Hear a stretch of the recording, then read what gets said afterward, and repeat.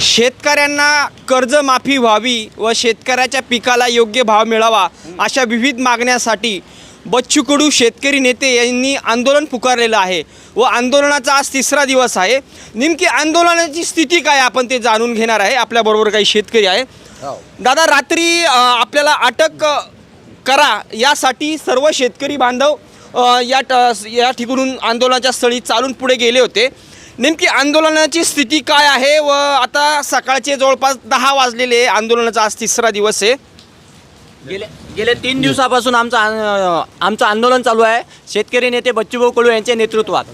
काल आमचं आंदोलन चक्काजाम चालू असताना कोर्टाने अचानक आदेश काढून 6 वाजता तुम्हाला मैदान खाली करा, रोड जाम असलेला काढून टाका असे आदेश आले।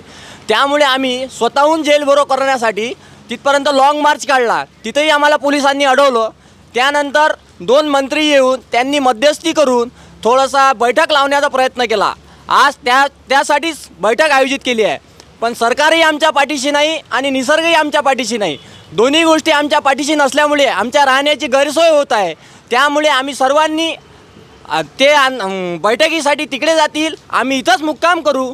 आमच्या 3 वाजेपर्यंत जो आम्हाला आदेश येईल तो आम्ही आमच्या नेत्याचा आदेश पाळू। त्यानुसार बच्चूभाऊ सांगतील की रेल रोको करा किंवा अजून काही करा, खड्ड्यात उड्या मारा, आम्ही ते करण्यासाठी इथे थांबलेलो आहोत। आमचं आंदोलन कुठल्याही प्रकारचं स्थगित झालेलं नाही, फक्त हा थोडासा बैठकीपर्यंत आम्ही वाट पाहत आहोत। एकंदरीत काही परिसरामध्ये अशी चर्चा झालेली, असा सूर मला कानावर आलेला आहे की आंदोलनाला काल जे कोर्टाने जे आदेश दिले होते की तुम्ही मैदान सोडा, 6 वाजता त्यांचं पत्र आलं, नाही तर तुम्हाला अटक करू, आणि त्यामुळं आंदोलनाचे जे आंदोलन करते ते सगळे गेलेले आहे आणि इथं आता आंदोलन थांबलेलं आहे, अशी एकंदरीत चर्चा आहे परिसरात। नाही, असं कुठल्याही प्रकारच्या अफवावर विश्वास करू नका।